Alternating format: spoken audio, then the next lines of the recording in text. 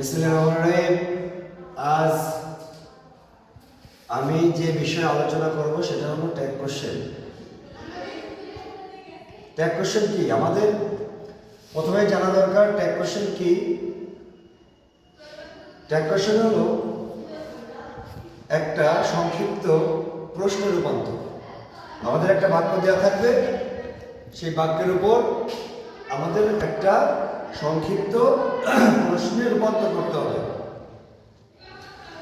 আর এই tag question করতে হলে আমাদের প্রথমেই যেটা জানা দরকার, আমি সেই বিষয়ে কথা বলবো, সেটা হলো অপারেটর।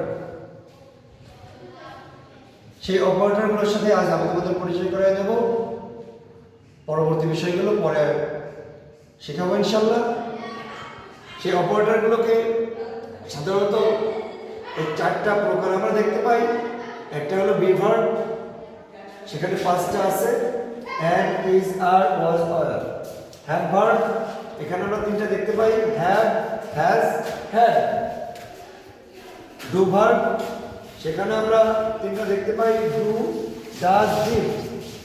এবং মডাল ভার্ব, সেখানে আছে 13টা, shall, will, can, could, may, might, must, should, would, ought, dare, need and use.